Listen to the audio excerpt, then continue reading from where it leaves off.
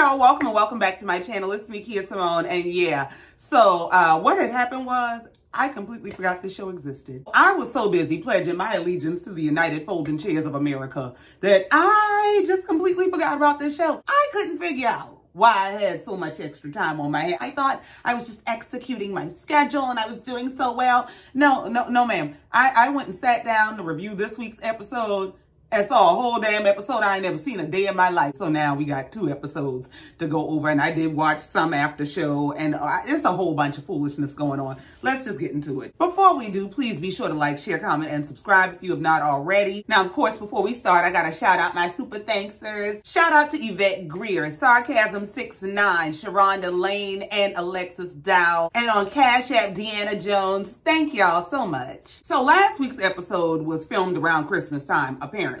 So we see their opening scenes, and they start with Kandi and Todd, who are planning their cast for this movie. Well, Todd wants Shamia to be a stripper in the damn movie. Apparently, he done gave a role to Monyetta. Now, you know Drew's supposed to be in the movie. Kandi said, now look here. I'm all right with all my friends being in this movie as long as they can all act. Todd clearly don't give a damn who he put in this movie. He don't give a damn if they can act or not, long as they can act out his fantasy. You mean to tell me y'all don't know nobody but Kandi friends to put in this damn movie? This is the damn hall pass. This him writing his list. This everybody I want to hit. Is you gonna approve or not? We go to Sanya's house and see that she and her sister are wrapping gifts and hashing out their differences. Sanya is coming to terms with the fact that her little sister is not just her little sister anymore. She's used to her being her biggest part of her support system. But she said, listen, I got a family of my own now. I'm the star in my life now. And I'm so sorry. I can't do this no more. Sanya is basically coming to terms with realizing that their relationship has to grow up just like they did. Then we see Kandi meet with Cynthia Bailey. Cynthia came in and said, I'm back. Now what else is going on? Exactly. What else is going on? Cynthia and Mike then broke up like we all knew they would back when she was planning that wedding. And I guess now she done come to get her job back, child. Kandi claims to miss Cynthia so much. And oh, I've gotten into it with everybody. And here we go with this Drew shit. She is like a dog with a bone. She will tell anybody who will listen that Drew kissed a girl and she denied it. Kandi said because she and Drew got into it so rough, she don't know if Drew is still going to be in her movie. And in the confessional, she said, I don't know why Drew is going so hard to deny it. Maybe it's because she's married. I don't know. But I'm trying to figure out, why are you going so hard to expose it? Why is it so deep to you that you must make her confess in front of the world that she kissed a girl? Like, what is it? Now, the thing that really blew me is in the same breath, Kandi says, well, I think I'm a sex positive person and I don't believe in outing anybody. Then what the fuck is this? I don't know what in the holes for hypocrisy you talking about, but this is exactly that. Now, y'all know I don't care for Drew or Kandi. Both of them work my damn nerves, but people have right to their privacy. And Kandi will gag anybody that say anything that sounds halfway sideways about her and her whole dungeon life. But you can get out there and you can tell anything you want to tell about anybody. Cynthia don't give a damn who kissed who. I'm just kissing ass and letting you know I'm available for work. So then we go to Kenya's house where she's at home babysitting her little cousin and catching baby fever. She round and tell her she want another baby. If the daddy gonna be Mark, just go ahead and book a hotel room in hell, because this is, You got to be out your damn mind. I ain't got time for Kenya. Now, the baby was adorable, but not cute enough to lure me into signing up for 20 years of hell. So we move on to Drew's house, where she's at home organizing her closet with some professional closet organizers. Well, production don't give a damn about that. They want to know about what you keeping in the closet. They say, hey, you talked to Ralph since he came home from Vegas. You asked him what he was out there doing? Drew said, well, yeah, I did ask him, and he told me he was working. But quite honestly, I don't really trust him right now. We're on really shaky ground. You damn right about that. So Drew calls Ralph in the closet because the organizers want to go on his side and get some stuff together, you know, make some additional room. Ralph said, hell no. Y'all bet not touch my I like my little bit of space. Y'all don't know what I'm hiding up in there. Stay out my Drew, you might want to go on that side of the closet one night when you ain't got nothing to do. So after Ralph tells them hell no, Drew decides to catch Ralph up on how the whole trip to Portugal went and that she and Kandi got into it. She said, well, me and Kandi got into it because she started accusing me of kissing LaToya. And then she shows him some staged for the record for production text exchange between her and LaToya, where she texts LaToya and said, for the record, did you and I ever kiss? And LaToya says, no. She said now things are pretty tense between her and Kandi, and she realizes that because Kandi is a producer on Todd's movie, Kandi does have the right and option to withdraw her role from her. So there's that. So then Drew goes on to tell Ralph how she thinks Marlo is a criminal and a fake snake for recording her after production ended filming. She just kept recording me, and she was moving, and she has all these angles, and she kept filming me. Well, first of all, didn't Marlo record the group and not just Drew? Secondly, you are on a reality TV show that is about putting your life on display, and you were on a cast trip with a cast that you work with, and your job is to record what happens. Now, I don't remember if it was later in this episode or if it was on the after show that I watched, but one of them said that production actually asked them to continue filming on their phones after they left. So if this is what they were asked to do, if this is part of y'all's job and this is part of the production process, how the hell is Marlo a criminal and a snake and she was recording me? And it's, oh my God, girl, be the victim somewhere else. So Ralph asked how was his cousin Courtney on the trip. Drew said, I don't want to call her cousin no more. I can word her like that. Because see, when Marlo was talking to her, I felt like she should have defended you more against Marlo. So I want to just get to know her as Courtney. I don't want to be doing all that cousin shit because you can't always trust all your family. Well, that's what you should have been doing from the damn jump. Because this lady ain't a bit more of your damn family and is every bit of a blood-related stranger. You don't know her. And that cousin Courtney shit was working my nerves any damn way. Soon as Drew said, yeah, you can't trust all your family, Ralph said, I know that's right. Drew said, oh, what is that supposed to mean? That he heard some shit about you and he believed everything he heard. So we move on. We see Marlo is at home going over her schedule with her friend and her plans for Scott Lee. She said, you know, she like him. She having her fun with him, but she don't know if she can take him serious because he's still in the nightlife. Like he's out there every night. Her friend said, girl, because that's his damn job. The man owns a lounge. Like, Marlo said, yeah, but you know, I don't know if I can handle my husband being out there just every night. Me and her damn friend's husband. Is it that good? Y'all might want to go ahead and line up some help because y'all know Marlo don't mind. So we move on and we see Sheree go to visit Kandi. And before they really get into whatever bullshit they're supposed to get into, they catch up over plastic surgery. Sheree said she had just recently gotten her boobs redone and she's waiting on them to drop. Apparently the last set got hard. And so she went to Kenya and Kandi's doctor and she's much more pleased with this new set. She said Martell is too. Girl, please shut the hell up. Martell is getting his ass whooped through the back alleys of this damn internet over a $1,500 damn dinner. Don't tell us about your titties that we know he ain't had nothing to do with the bill for, but he like them. We don't give a damn. He ain't the damn measuring stick. Please don't come telling us what he like. So we go from discussing her new titties to Sheree asking Kandi, well, how did you and Drew end up arguing? And next thing you know, we back down the damn rabbit hole. Kandi said for her, the main issue is everybody agrees with her except Drew. And Drew ain't gonna make her out to be no damn liar. And Sheree must have gone back from the peacemaker to bone carrying because she told Kandi, well, she did say you's a damn lie. She said you're producing. This is you in your creative mode. And because you got that movie coming up, I guess you're trying to produce as you go. Kandi said, you know what? I'm real cool on her. I'm cool on her not being in this movie at this point.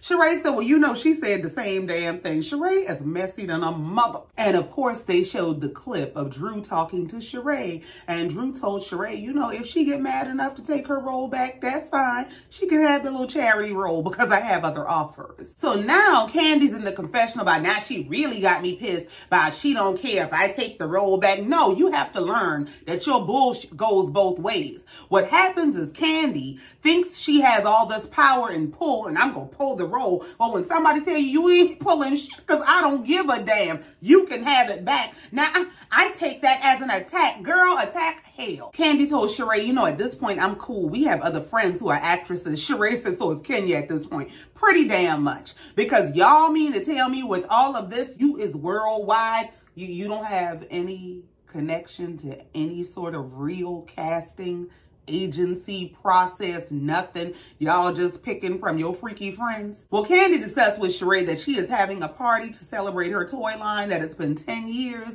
and she did invite LaToya. So Toya and Drew can discuss whatever their truth is there. And before y'all start y'all bullshit about she invited her to be messy, she showed us pictures that she has invited LaToya to her personal events before, girl. So now the rest of this episode is pretty much Kandi's freak show. It's a whole party to celebrate all her toys and that she's had this line for 10 years. And they have models and demonstrations and all kinds of shit. And they had the nerve to stage a whole group discussion in the middle of this damn freak fest. So the ladies all arrive at the party. They all look great. But Marlo killed that damn dress. They got the group of women off to the side with Sheree briefing them about how she might have escalated this beef between Drew and Kandi. She said, yeah, I don't know how this is all gonna go down once Drew gets here, because Drew had told me how she felt about Kandi and I went and told Kandi what she said. So as Kandi is demonstrating how her products work, they're debating who amongst the group might need them the most. Kenya said she thinks it's Drew and Ralph. Sheree said Kenya got some damn nerve. She thinks it's her because as far as she's concerned, she got a man in a box any damn way. Because where is Roy? Sanya said she ain't worried about a damn soul but herself. She said her and her husband been together 20 years, so she need all the toys, the help, the advice she can get. Please give it all here. So as they're having this discussion during Kandi's demonstration, production asked Marlo in the confessional, have you and Scott Lee had sex yet? Marlo said, no, we're virgins. Production said, really? She said, yeah, really. Y'all, why you need to know? Production had the absolute unmitigated gall to go on to ask her, well, what about hand stuff? I said, well, what in the indecent exposure hell is going on here? What the kind of shit is that to ask her? Do y'all ask that kind of toothless, tasteless, classless bullshit on other franchises? Now, I don't watch some other franchises, so I don't know. I don't know what goes on. But I was absolutely taken aback that they asked this woman that bullshit, but what about hand stuff? Now, crazy as Marlo is, Marlo had the couth in class to play it off. Marlo said, oh, ew, that's not my thing. That's Kandi's thing. I don't do that. Because what the fuck? Like, what kind of disregard for direction and decency do you have to have? Like, this show has absolutely nothing going on. The best thing you can think of is to ask this woman if her and this big grown-ass man is doing hand stuff. Please go to hell. So they have the whole group sit down to have this group discussion in the middle of this party about whether Drew was lying or not, and Drew need to just go ahead and tell the truth because everybody is saying the same thing Kandi said, and I don't get why she's lying. And of course, at this most opportune moment, Drew comes walking through the door. So we see Drew walk in. She walks into the middle of this discussion and it stops. Now, Cynthia done come there. Cynthia hugs her. Oh, we were just talking about, you were talking about me. Girl, you know they was talking about you. Drew said, well, I guess that makes sense because the rumors they're discussing came from Kandi's freaky event. And now we had another one of Kandi's freaky events discussing my freaky events. So then we see Marlo and Drew's husband, Ralph, go off to the side because they need to have a discussion to clear the air. And Ralph said, listen, you know, I got a lot of respect for you, but I really felt away when Drew is calling and texting me, telling me that you dragging my name for 2 days on end. Marlo said, your wife's a damn lie. What happened was your wife was throwing in my face that I'm single and what do you do for a living? And I said, I do the same damn thing as your husband. I'm in technology. Now, was that bad? Ralph said, well, the way the story was brought back to me was that it was a lot. It was 2 days of dragging my name. Marlo said, listen, I respect you because I respect you. And I honestly ain't trying to drag you or get into it because I know you're dealing with a lot with not even knowing who and what you're going to wake up to every day. When I tell you, I hollered. And in the confessional, Marlo said, Ralph knows his wife is a damn liar. Shit. So soon as we see Marlo and Ralph clear the air, in comes LaToya with the damn smoke. She comes in, she greets everybody, and hey, Kandi. She walks up to Kandi and said, I got a problem with you. Kandi said, why you got a problem with me? She told Kandi, well, regardless of what was going on in Portugal, I wasn't there to defend myself, so I don't think it's right that my name was being brought up and thrown around like that. Kandi said, well, let's go upstairs into a different room and talk about it. Now, I wouldn't be going into all kind of rooms and behind all kind of doors in Kandi's mobile dungeon. So Kandi and LaToya go off to talk and they take Drew with them. Well, LaToya walks in the room, sits down in the chair and said, I'm sitting here. Drew said, well, if that's where you're sitting, that's where I'm sitting, and sits right on LaToya's lap. Ma'am, I don't think this helps your life. So LaToya says to them, you know, I just want to know why these ladies had my name in their mouth, and where's Marlo? Kandi said, well, Marlo's the one that sent you the video. She downstairs, so I mean, I can go get her. Oh, so you just ain't gonna deal with the whole you was the one with her name in your mouth part. So they go get Marlo and bring her upstairs. Kandi says to Marlo, they want to know why you sent the videos. I said, now, you know you is a deflector and a damn lie, because that was not the question. The question was, I want to know why these ladies had my name in their mouths. That would be a question for you. LaToya said she and Drew's relationship started off bipolar. Kandi said in the confessional, yeah, bipolar, all right, or just bi. Either one works. Well, Kandi, mind your damn business. She said, but we squashed our issues. The next thing I know, I'm getting all these videos from Marlo with Drew saying all kind of stuff about me. So Marlo came in the room shaking her ass. She said, I thought that's what y'all wanted. They said, no. We want to know why you sent the videos. Marlo said, because I thought she needed to see them. Shit. She said, because LaToya is always talking about how Drew speaks so highly of her, and she believes that Drew holds her in such high regard. I wanted her to see exactly what Drew thinks about her. LaToya starts saying how she feels like it's fake of Drew for Drew to be saying those kinds of things about her, knowing that she's trying to build a friendship with her. Drew jumps in and says, those videos were edited. Ain't nobody edited that shit. Ain't nobody edited the shit that was coming out of your mouth. Ain't nobody edited that shit. Shut the hell up. So now, Marlo, Drew, and LaToya are arguing amongst themselves. Kandi is standing back, not answering for her shit, just being quiet. Marlo said, you know what? I ain't got time for this bullshit. You be lying and I got to go. She tell me I edited a video. When I get in the damn editing? Drew the one be editing. She like to edit her damn face and her body and all them damn pictures she put online. She said, somebody tell me why she looked 22 online and like a jump scare in person. I just, ma'am, damn. So now when Marlo left, Kandi does have to answer for her stuff. It's her, LaToya, and Drew left. Kandi said, listen, I don't care what you do. Kiss a woman, kiss a man, kiss a dick. I don't care. But y'all not gonna make me out to be a liar. But why do you have such a need to expose them? Drew is sticking to her story that Kandi and everybody else is lying. And she said what it is, Kandi, is once you said a narrative, everybody goes with it. That's just what it is. So LaToya said, well, do you find Kandi to be a genuine person? She said, yeah, I do. So then why do you think she's lying when she says that we kissed? Now, you came down here and did all that for this? Girl, if you don't go to Cynthia route and ask some people for your damn job back, because what is this bullshit? Drew said it's because she thinks Kandi is fantasizing about her. This bitch said in the confessional, I can see why Kandi would want to fantasize about me and LaToya. We're hot girls. If delusional and desperate were a person, it would be Drew. So episode 13 ends with production asking Drew, why is it that everyone, or more specifically Kandi and LaToya, so adamant that y'all kissed? Why does everybody have a different story from yours? Drew said, well, because there was an interview online that Kandi did. Do y'all have the footage from that? So they went and found the footage. Drew said, yeah, Kandi said it in that interview, and it ran from there. And they inserted the clip of Kandi from 2021 online talking to LaToya. She brought up to LaToya in this dialogue that she saw a moment between Drew and LaToya, that she saw them kiss. LaToya vehemently denies it. No, you didn't. That ain't what happened. Kandi said, yes, I did. LaToya continues to deny it. And Kandi says, well, maybe I didn't see what I thought I saw. I could be wrong. Drew said, now what happened was LaToya and I fell out. And after LaToya and I fell out, she felt like after Kandi said that was something good to use against me, and she brought it to the reunion. Drew said, and LaToya admitted that it never happened. And of course, they have both footage of LaToya at the reunion saying that this did happen, we did kiss, and footage from LaToya online screaming, rebuking the devil, telling Kandi that ain't never happened. So we move on to episode 14, which opens up with Drew planning a mental health getaway that is inspired by her sister. Her sister said she had a mental health breakdown following going through issues with a relationship and a divorce.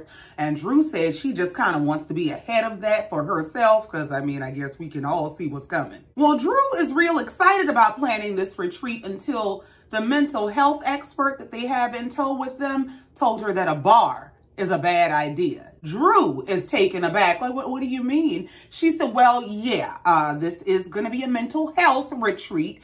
And alcohol is a toxin to the brain, so it's probably not the best idea. Now, we can supplement and have drinks that have, you know, natural relaxers and things of that nature, but liquor, hell no. And Drew, I mean, is just shocked and appalled. I mean, what did you think? Y'all was going to get fucked up and fall out? What was your plan? Then we move on to Sanya's house where she is at home announcing to her husband that she's pregnant. He bought her a new Rolex, so she's giving him a new baby. Well, once she announces it to him, they decide to announce it to their family. Well, they go into the living room with their little sweatshirts that say, we're pregnant.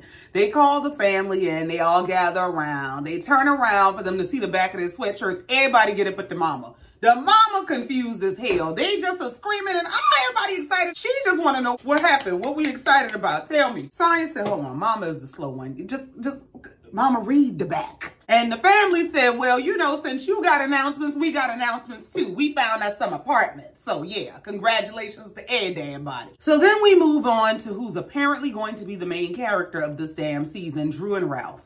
They're going on a bowling date night, which Drew said is much needed. And girl, we know, because y'all is whooping each other ass all through the internet and the courthouse. So they start discussing everything that Drew has going on.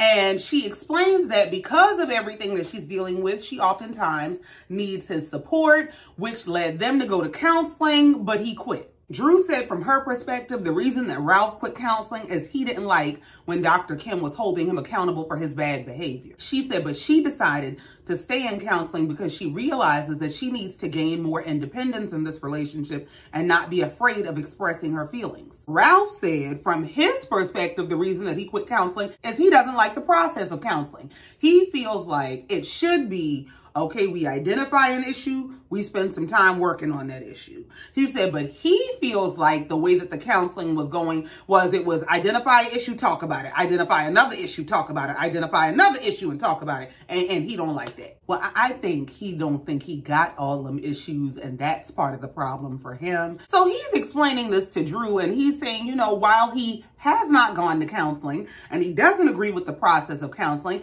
he does feel like he's had less blow-ups and he's getting better, but he thinks he's talking over her head. He said this is some intellectual stuff that he's explaining, and she may not be intellectual enough to get it. Drew said, boy, I graduated early. Drew said, I'm picking up what you putting down. I'm just not about to play with your ass. She said, I can't change you. I can't force you. And I damn sure ain't going to mother you into being a better man. She said, now what I'm going to do is I'm going to work on being the best me. And I don't give a damn if you get mad. I said, now you talking like you got some damn sense. Drew said, now having said that, I do feel like it's important that you at least meet me halfway because I'm not single. I am married. And I don't think it should be that big a deal to ask my spouse for support. And I think she's absolutely right. The fact that we can share life, we can share our bodies, we can share a home, I can give you my womb and reproduce your children, but you can't have a conversation with me?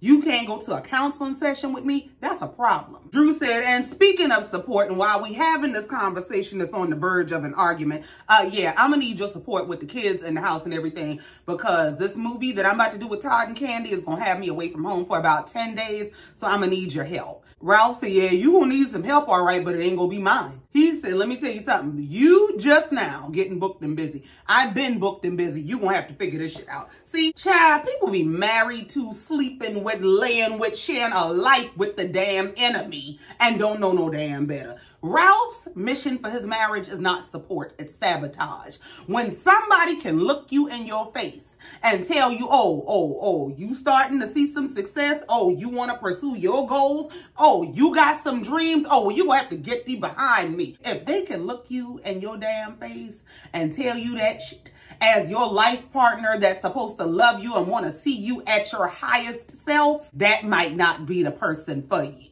I don't know when Drew is going to accept that her husband is her hater, but anybody who will withdraw their support because they see you rising higher and higher, that is nobody that gives a damn about you or wants to see you be successful. He's literally telling you, I am not going to help you be the best you. Drew said, well, I mean, you could be like Todd. You see Todd got a daddy daycare. Ralph said, I ain't no damn daddy daycare. I ain't Todd. He said, Todd don't travel as much as me or as much as I'm about to travel. Oh, we know you stay on the road and in the air up under anything but your wife. The producer asked Drew, do you think anything went down between Ralph and that video producer when he went to Vegas? She said, no, this is just about me and Ralph and our issues right now, girl. So we move on to Kenya's house where she is being visited by Kandi and Shamia. She's serving the lunch and bringing out the champagne, and Shamia said, oh, girl, this is nice. What, you running a restaurant? She said, well, you know, at Brooklyn school, they have to have cloth napkins in their lunchbox now. Brooklyn said she's a damn lie. In the confessional, Kenya asked Brooklyn, what are you supposed to do with your napkin in your lunchbox? She said, put it across my lap, but my teacher don't let me. I don't know why you keep sending that bullshit up to the school. So just as Shamia is about to pop open the bottle of champagne, Kenya said, well, you know, I'm so glad you ladies are here because I wanted to discuss that I'm thinking about having another baby. Put that damn bottle down. Kandi said, who gonna be the daddy? Kenya said, well, you know, I do still have some embryos left over from me and Mark, girl. So Kandi asked, well, did you ask him if he's okay with that? Kenya explained some shit that I do not understand. This might be out of my tax bracket. I don't know. She explained some shit about when you do the paperwork, you get to pick one person and the one person is her. So I guess she gets to make all the decisions in regard to the embryos. But now she needs to go to her doctor and make sure she can still carry. But didn't we see a doctor tell her, you can carry, but you're going to carry on to hell because no, ma'am? I could have sworn we saw a doctor tell her it is not in her best interest. She does not recommend it. So they're discussing all of the things that could possibly go wrong. And Kenya brought up the fact that Shamia is about to use a surrogate. And Shamia's all excited about, yeah, I got a surrogate from Kandi. I'm just trying to figure out, why is all y'all using the same lady to have a baby? What in the sister wives hell is going on? So they had the whole surrogacy discussion because Kenya is considering going that route to get to hell. She said she wonders if she uses a surrogate, will she be jealous? Kandi said, you ain't gonna give a damn. You gonna feel about that baby the same way you feel about your first baby. You really ain't gonna give a damn. Kandi said the biggest thing is being secure with your own decision because a lot of people on the outside gonna have a lot of shit to say. So you just need to make sure that you're okay with it. So Shamia asked, well, are you gonna tell Mark? And Kenya said, well, I think I would have to. I think that's only the right thing to do. Kandi said, well, if he doesn't give you his blessing, are you gonna proceed with it anyway? And Kenya is sitting there looking like, well, I mean, I don't know. And Shamia said, well, I'll answer that for you. If it were me, I would proceed. And you was giving out bad advice. Shamia is the friend you do not listen to. That has to be the most selfish bullshit you can come up with. To decide, I'm just going to go produce this child, even though it's against this man's will. So I'm going to bring this child into a situation where they are born to a father that I know don't want nothing to do with them. Why would you subject your child to that? There's one child already suffering through it. I'm gonna go get me one more, and this one, he ain't gonna have nothing to do with.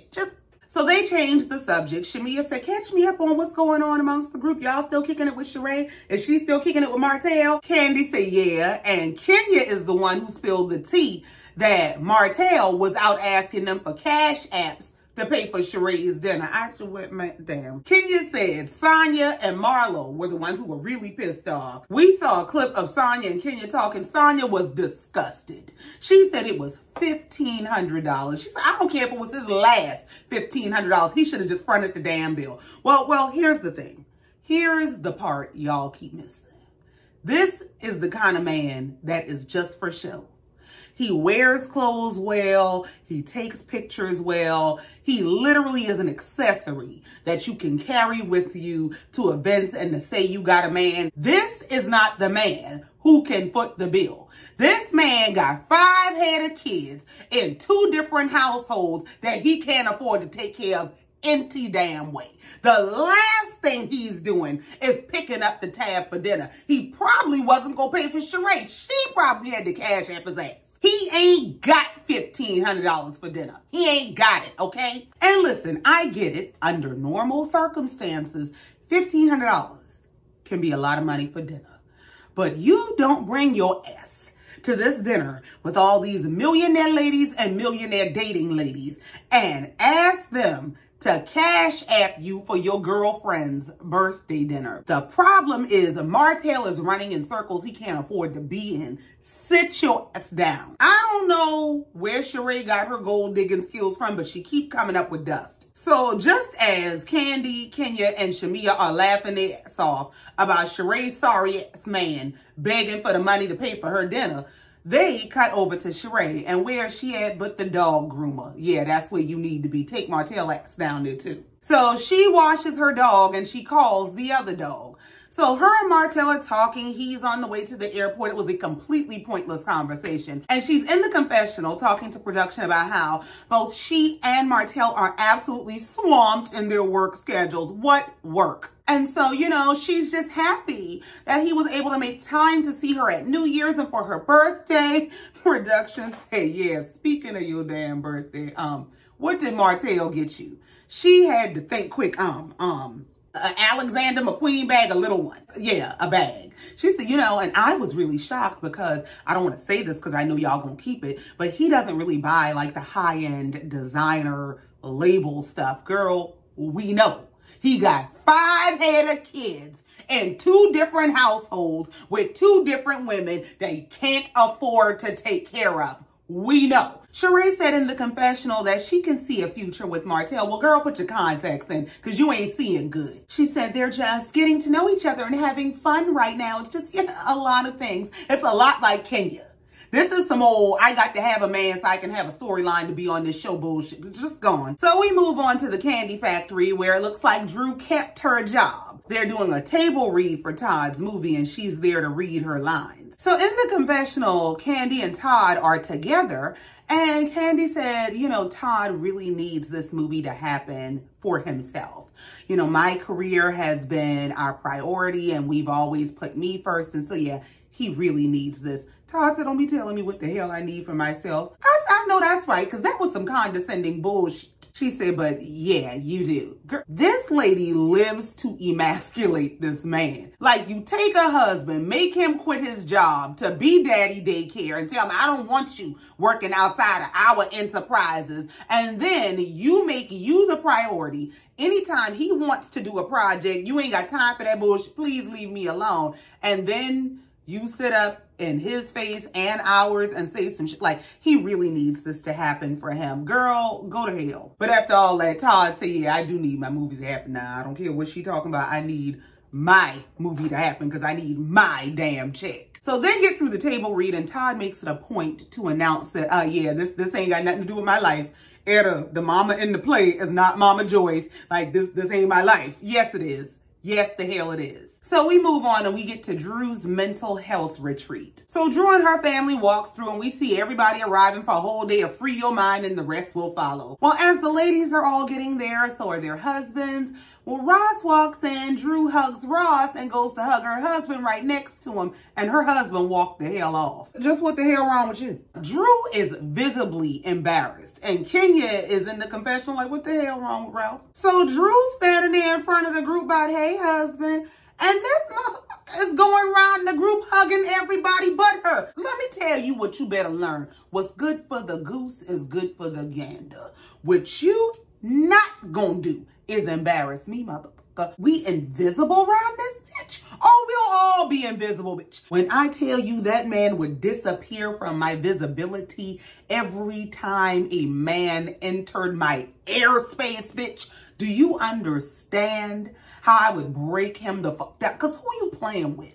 to disrespect and dismiss this woman in front of her friends? Oh, you got the right one. Drew said, let me tell you something. Ralph been acting stupid since date night. She said after that date night, he's been very distant. She said for him to come in here and hug everybody but me is embarrassing, but this is typical him. This is how he gets down. When he feels disrespected, rather than be an adult and express himself, he resorts to the antics and bullshit. So she finally walks up to her husband, grabs him by the arm and makes him hug her, bitch, that motherfucker would have been so invisible to me. And as soon as she kisses him, he says, yeah, you walked right past me. Bitch, you should have said something. All you had to say is how the hell you gonna hug him before you hug your damn husband. That's all it took. So he over in the corner telling Ross, yeah, how she gonna come give you a hug and she ain't gave me a hug. Let me tell you what's wrong with Ralph. It ain't even that Drew hugged that man first. It's who the man is that she hugged first. Remember, he's this make-believe athlete and all this shit. Ross is actually an athletic champion. You already feel small around that man. And your wife went running up to him like a damn fan. Oh my God, hi, Ross. Yeah, that triggered some shit. So they get the retreat underway. Drew's sister starts by giving an emotional speech about what led her here. They go outside to have a whole drop it with Drew workout session. Did you tell these people they were coming to work out? Because I don't think these people would put on the all white to come work out at your damn girl. Just so production asked Drew, well, what is going on with Drop It with Drew since you insist on making it a part of this damn event? She said, oh, it's going great. We're still having our 21-day challenges.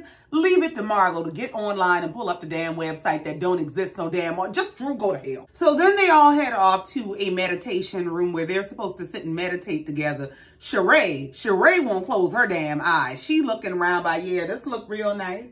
I'm glad she was inspired by my whole healing trip. Marlo said, I don't want to breathe this shit in. It's stinking here. She said, I don't know if it's their feet, their mouth, their asses. I don't know, but they stink. So the meditation ends. Kenya opening her damn eyes like her lashes stuck together. Kandi is actually crying. She said she needed this retreat because she got a lot going on. Her blood pressure high. Her group is falling apart. Her friend says she ain't there for him. It's just a damn mess. So while the guys are outside talking, Monyetta's husband, Heath, and Sanya's husband, Ross, are asking Ralph what's going on with that lawsuit.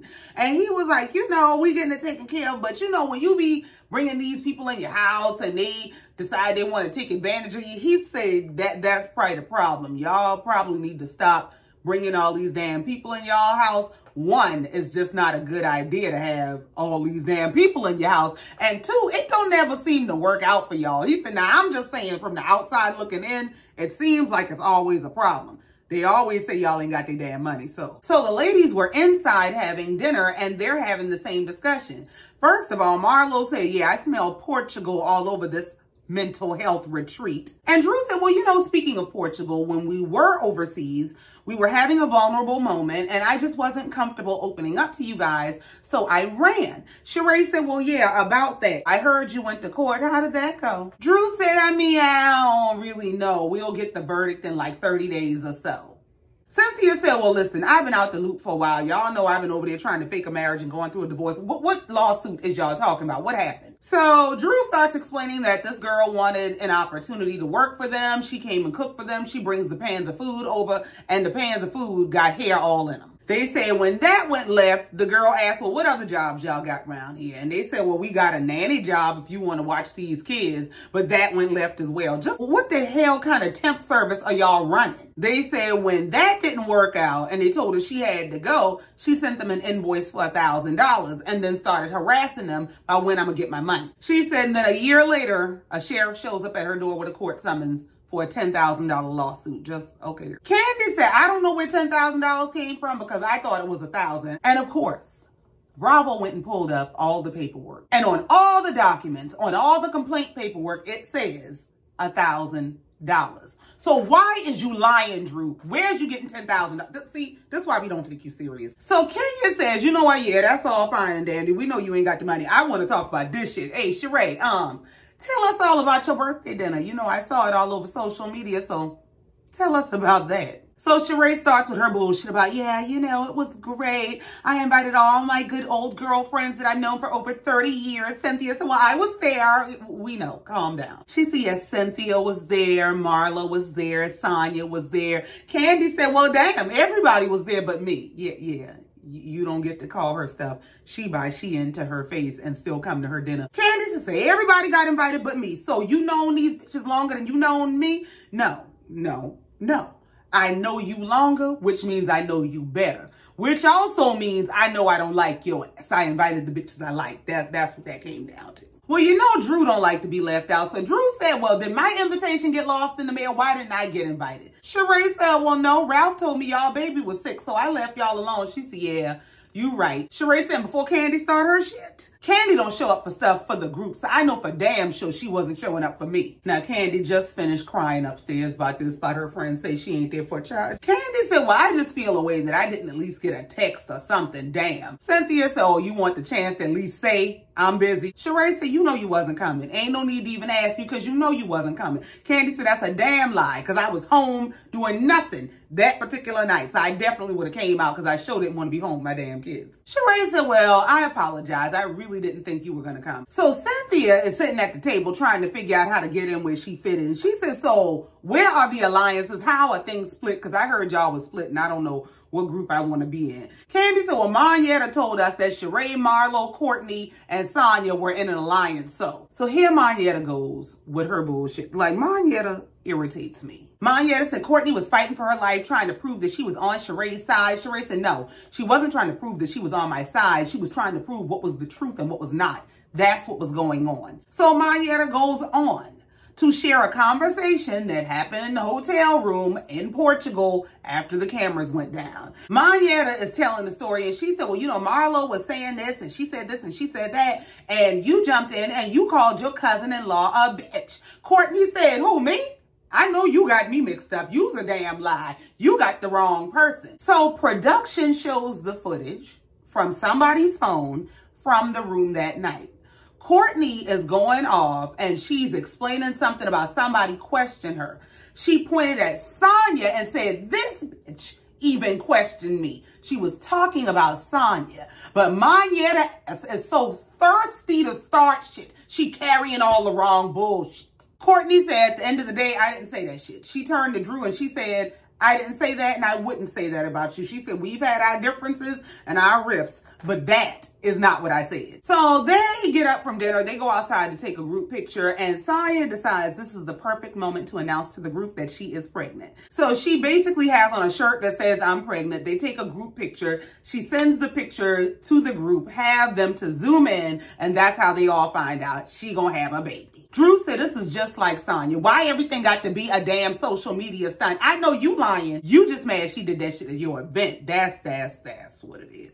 Kenya said, oh my God, I'm totally getting baby fever. I'm so happy for her. Go take a damn Tylenol. So then we move on to Drew's house where she is going to have a single counseling session with Dr. Ken. Now, this ain't got nothing to do with nothing, but Drew's wigs overwhelm me. I do not understand why her wigs look like costumes. That wig she had on in that scene looked like she stepped straight off a Tyler Perry play. Why did she have that on her head? I can't. As soon as the doctor walks in, she tells us in the confessional that she and Ralph have been spiraling since date night. She said they ain't talking. He has moved out of the bedroom. Oh yeah, you got some problems. So the doctor starts out by asking how have things been going with Ralph. He said, y'all have been going on more dates and I'm sure that that's fun. She said, yeah, it's fun till it's not. She said the problem is the dates tend to derail into disagreements. So Drew discusses with the doctor that she feels like she is getting better with standing in and standing up for what she knows is right. She draws her boundaries and she allows him to come around whenever he comes around.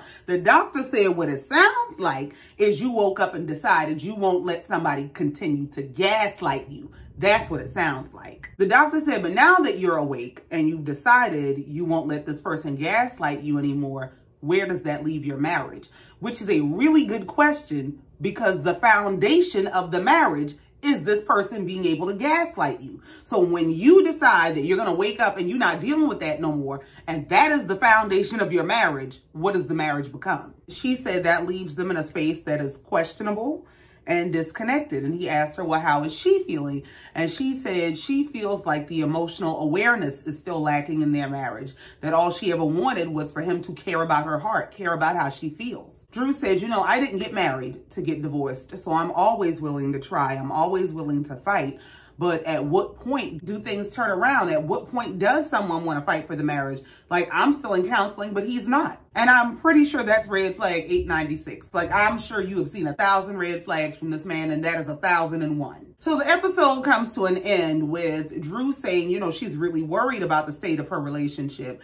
And she's explaining to the doctor that sometimes Ralph is so vulnerable with her that it makes her question, am I the crazy one? Am I doing this to myself? Am I the problem? No, that's actually the tactic. That I'm going to shut you out. I'm going to gaslight you. I'm going to manipulate you. I'm going to mistreat you. I'm going to be passive aggressive with you. And when you get right up on figuring my shit out, when you get right up on not tolerating my shit no more, when you get right up on choosing yourself, that's when I'm going to show you a glimpse of that version of me you've been begging to see. I'm going to give you just enough to rope you back in. And as soon as I got you back in, we starting this roller coaster all over again. The doctor explains to her that your first relationship is with yourself. And you can't be good to anybody if you're not good with you. If you are not happy, well-adjusted, healthy, feeling well within yourself, you ain't no good to your kids, you ain't no good to your husband, you ain't no good to your job, you ain't no good to a damn soul. Put yourself first. Putting yourself first is not selfish, it is selfless. If you want to be good to the people around you, you gotta take care of you first. Because even if you pour out to all the people around you and you taking care of everybody around you, when you see everybody else's cups are full and yours is empty, you are going to be resentful. Fill your cup first. Fill it up so much that you overflow. And everything that pours over that cup is for them. But you got to put yourself first. Don't let nobody trick you into thinking, oh, that's selfish. And oh, you got kids. And oh, you got a husband. And oh, you supposed to worry about them. Before I had kids and before I had a husband, I was taking care of me. That's what attracted the husband that got me the kids. And if I want to keep them, I got to keep me. So yes, I'm going to take care of me first and foremost. And because I take care of me first and foremost, I am operating from my highest vibration and I can give the best of me to the people around me. That's the science. But that's it, that's all, and I ain't got no more. Thank you so much for coming down here listening to me and letting me get this off my chest. Please be sure to like, share, comment, and subscribe if you have not already. And in the meantime, until next time, just like every time, I love you and I mean it. Bye.